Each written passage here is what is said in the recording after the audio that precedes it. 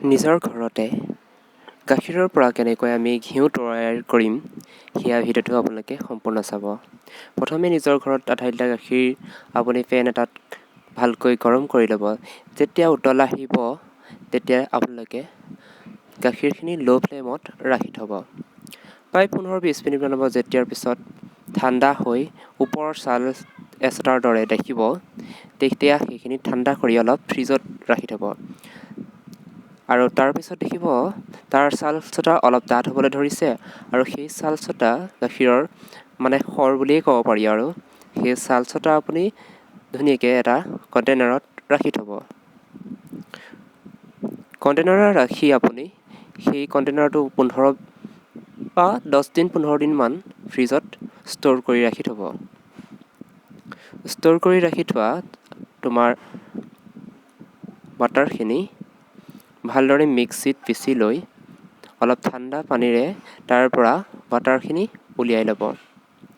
বাটাৰখিনি উলিয়াই অলপ সময় ঠাণ্ডা পানী বৰফ দুটুকুৰামান ৰাখি তাত থৈ দিব।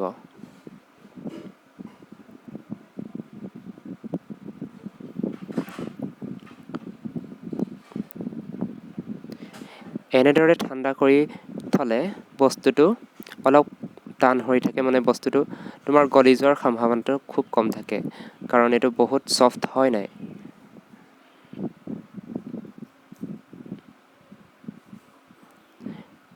এনেদৰে আমি তাৰ পৰা থকা পানীখিনি ধুনীয়াকৈ চেপি উলিয়াই ল'ম।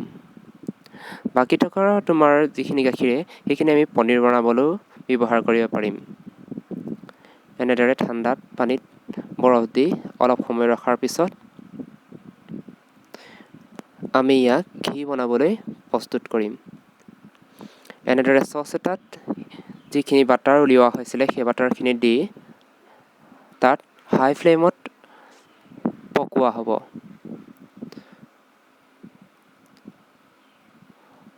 ফ্লেমটো তোমাৰ কম বেছি পৰিমাণেও দিব পৰা হয় যেতিয়া উতলনটো আহে।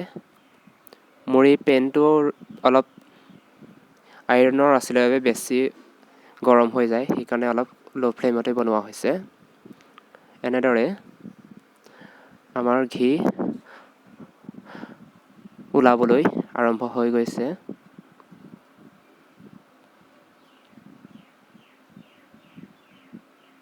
এনেদৰে আপোনালোকে ঘিখিনি লৰাই থাকিব যাতে তলিত লাগি নাযায়।